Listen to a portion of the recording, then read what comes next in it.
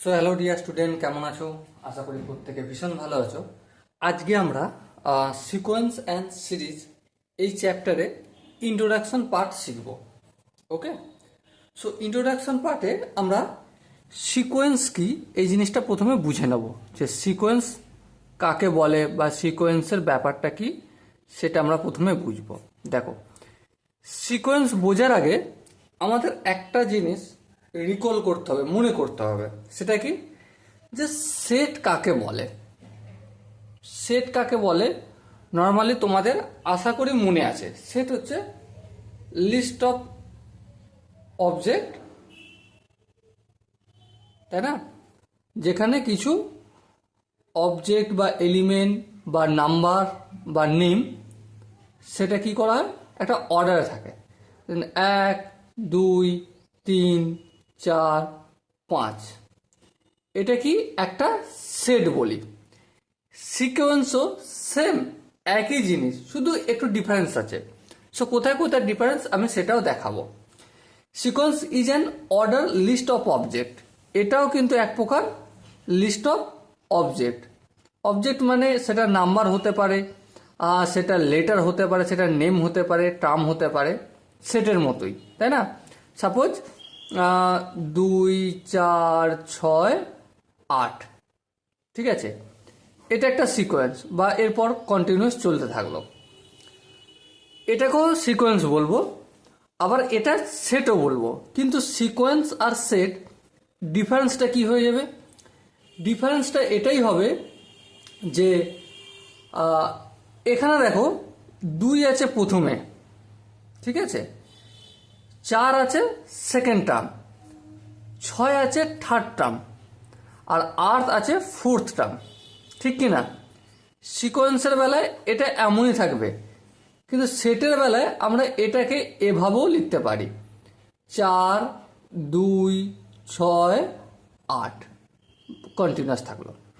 তার মানে কি, সিকোয়েন্সে ফার্স্ট টার্মটা সবসময় ফার্স্ট টার্মই হবে, সেকেন্ড টার্মটা সবসময় সেকেন্ড টার্মই হবে, থার্ড টার্মটা সবসময় তৃতীয়বারই হবে, আর ফোর্থ টার্মটা 4 নম্বরই আসবে, কোনো অদল বদল হবে না।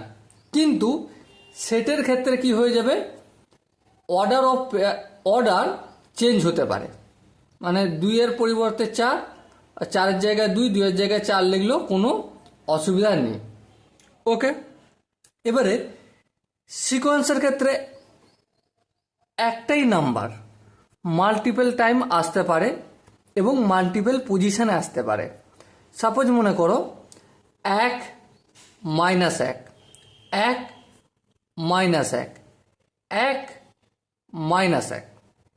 এখানে আমি কি করেছি, 1-এর সঙ্গে -1 দিয়ে গুণ করেছি। কি দিয়ে গুণ করেছি?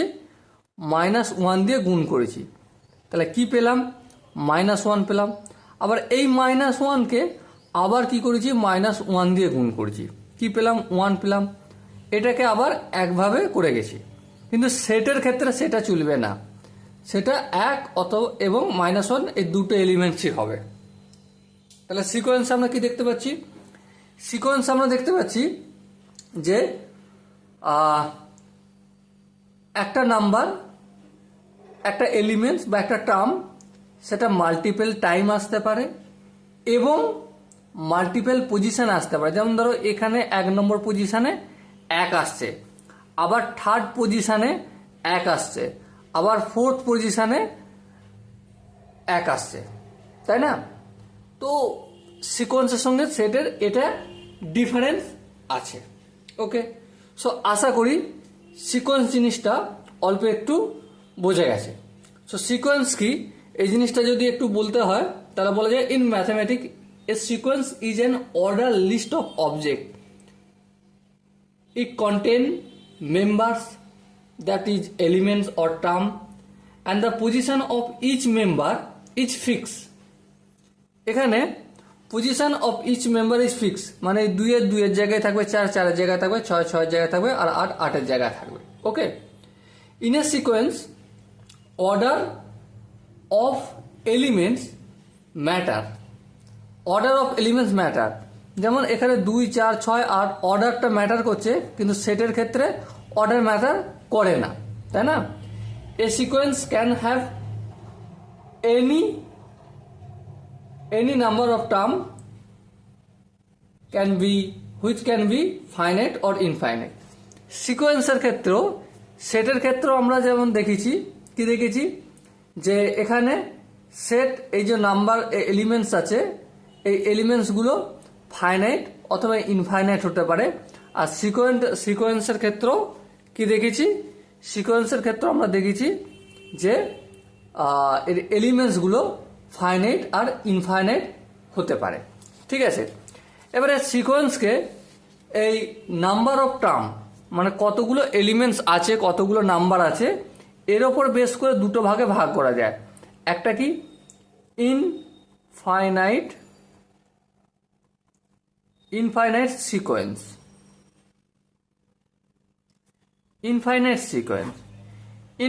সিকোয়েন্স বলতে কি বোঝায়? যেখানে নাম্বার অফ টার্ম অথবা number of object, number of name, number of letter is infinite. মানে সাপোজ মনে করো, একটা এক্সাম্পল দিলে আরো ভালো করে বোঝা যাবে। ধরো ইভেন ন্যাচারাল নাম্বার তোমাকে লিখতে বললো, ঠিক আছে?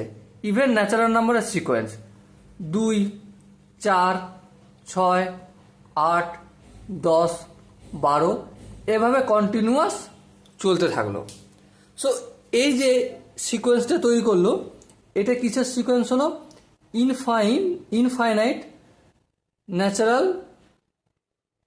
ইনফাইনাইট সিকোয়েন্স হলো অল ন্যাচারাল নাম্বারের। ওকে, সো আশা করি ইনফাইনাইট সিকোয়েন্স কি এই জিনিসটা তোমাদের অল্প বিস্তর বোঝা গেছে।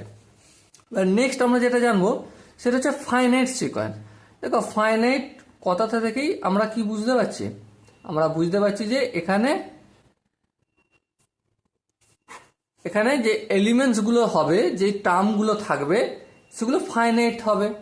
সাপোজ মনে করো আমি লিখলাম একটা PALASH। কটা নাম্বার আছে দেখো, এখানে কটা টার্ম আছে? 1, 2, 3, 4, 5, 6টা, তাই না? তো এখানে সুন্দরভাবে 6টা লেটার তার একটা সিকোয়েন্স তৈরি করেছে। তাহলে এখানে টার্ম দেখো কটা? 6টা। তাহলে এই যে টার্মগুলো বা এলিমেন্টসগুলো বা মেম্বারগুলো যাই বলো না কেন, সেটা কি আমরা গুনতে পারছি? হ্যাঁ, গুনতে পারছি। তাহলে এটাকে কি বলবো? এক প্রকার ফাইনাইট সিকোয়েন্স বলবো।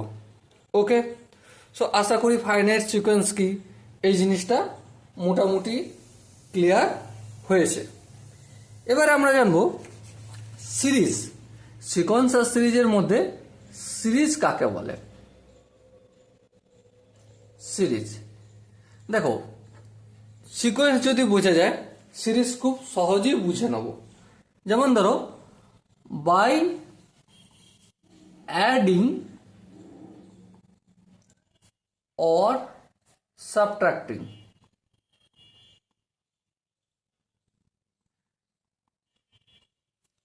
the term,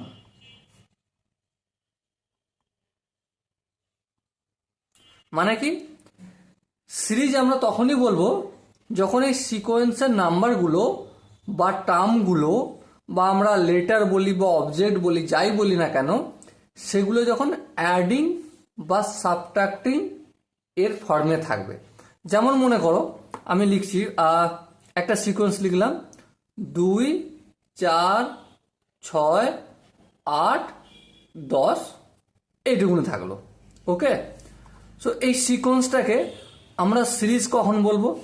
যখন এটা 2 plus or minus 4 plus minus 6 plus minus 8 plus minus 10। ওকে, তোমরা ধ্যান দিয়ে লক্ষ্য করো, এখানে প্লাসও হতে পারে অথবা মাইনাসও হতে পারে, যে কোনো একটা হবে, দুটো কিন্তু হবে না। ওকে, তাহলে সিকোয়েন্সকে যখন আমরা অ্যাডিং আর সাবট্রাক্টিং ফর্মে লিখব, তখন সেটা কিসে কনভার্ট হয়ে যাবে? তখন সেটা সিরিজে কনভার্ট হয়ে যাবে। যেমন if A1, A2, A3, A4 এগুলো একটা সিকোয়েন্স যদি হয়, ঠিক আছে, তাহলে এর সিরিজটা কি হবে, A1 plus minus A2 plus minus A3 plus minus A4 plus minus continuous চলতে থাকলো। ওকে, সো আশা করি সিরিজ কি জিনিস এটা তোমাদের বোঝা গেছে। নেক্সট আমরা যেটা জানবো প্রোগ্রেশন বা প্রগতি। কি জানবো, প্রোগ্রেশন বা